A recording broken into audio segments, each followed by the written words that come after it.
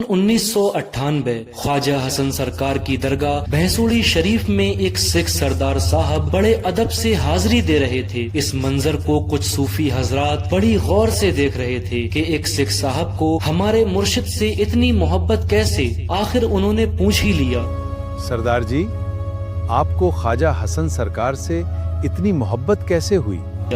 सरदार जी ने जवाब दिया, मैं रेलवे में इंजीनियर हूँ, इस वक्त मुंबई में रहता हूँ और ख्वाजा हसन सरकार के खलीफा हजरत मंसूर हसन साहब का मुरीद हूँ। एक दिन मुझे ट्रांसफर लेटर मिला तो मैं अपने मुर्शिद हजरत मंसूर हसन साहब के पास गया और उन्हें बताया, हुजूर, मेरा ट्रांसफर रामपुर हुआ है। मुर्शिद ने ये सुनकर फरमाया कि जब तुम रामपुर जाओ तो भैंसोड़ी शरीफ जरूर जाना, वहाँ हमारे मुर्शिद ख्वाजा हसन सरकार की दरगाह है। और इस बात का खास ख्याल रखना कि जब तुम मिलक से भैंसोड़ी शरीफ के लिए सवारी पर बैठो तो किसी भी रिक्शे वाले को 2 रुपए से ज्यादा किराया हरगिज मत देना। इसके बाद मुर्शिद से इजाजत लेकर मैं रामपुर के लिए रवाना हो गया। जब मिलक पहुँचा तो इत्तफाक से उस दिन बहुत तेज बारिश हुई। खैर, मैं रिक्शे वाले के पास पहुंचा और उससे कहा, भाई भैंसोड़ी शरीफ चलोगे? 5 रुपए लगेंगे। मैंने रिक्शे वाले को 2 रुपए देने को कहा तो वो कहने लगा कि रास्ता तो देखो भाई, कितनी फिसलन है, 5 रुपए ही लगेंगे। मैंने उससे दोबारा कहा, भाई मेरे मुर्शिद का हुक्म है, मैं 2 रुपए से ज्यादा नहीं दे सकता आपको। इतनी फिसलन में रिक्शा चलाना आसान है क्या?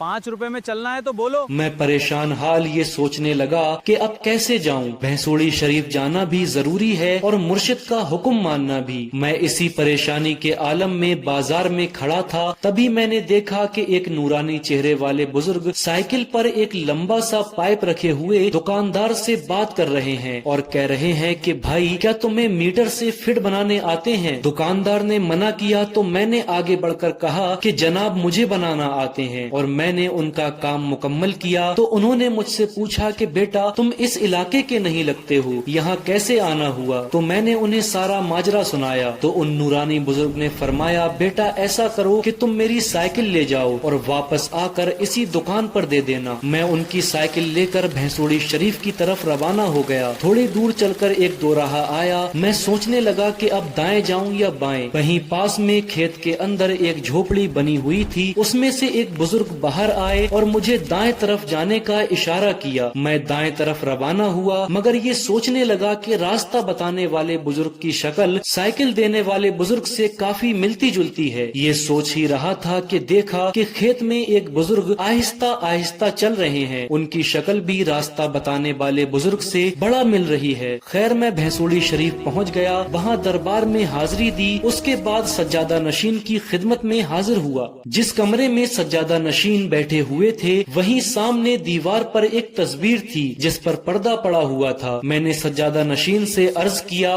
हुजूर, इस पर्दे के पीछे किन की तस्वीर है? क्या मुझे जियारत हो सकती है? सज्जादा हुजूर ने फरमाया कि ये शबी मुबारक ख्वाजा हसन सरकार की है। फिर उन्होंने पर्दा हटवाया तो मेरे होश उड़ गए। ये तो था कि ये तो वही बुजुर्ग हैं जिन्होंने मुझे साइकिल दी और रास्ता बताया। मैं ख्वाजा हसन सरकार को पहचान नहीं पाया। मुझे साइकिल देने वाले भी वही थे, रास्ता बताने वाले भी वही, और मुझे खेत में भी नजर आए। फौरन वापस जाने के लिए इजाजत ली और तेजी से खेत के पास पहुंचा। वहां कुछ नजर नहीं आया तो फिर मैं दोराहे पर पहुंचा। वहां ना झोपड़ी थी और ना ही उसका कोई निशान। यहाँ तो झोपड़ी थी, कहाँ गई वो? मैं तेजी से मिलक पहुंचा। वहां दुकानदार से उन बुजुर्ग के बारे में पूछा। वो बाबा कहाँ गए जिन्होंने मुझे साइकिल दी थी? मालूम नहीं भाई। उसने भी लाइल्मी जाहिर की।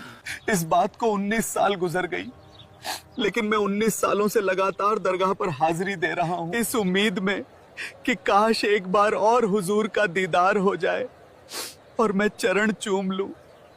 मगर दोबारा हुजूर की जियारत नहीं हुई। सिर्फ पछतावा बाकी रह गया कि उनके कदम न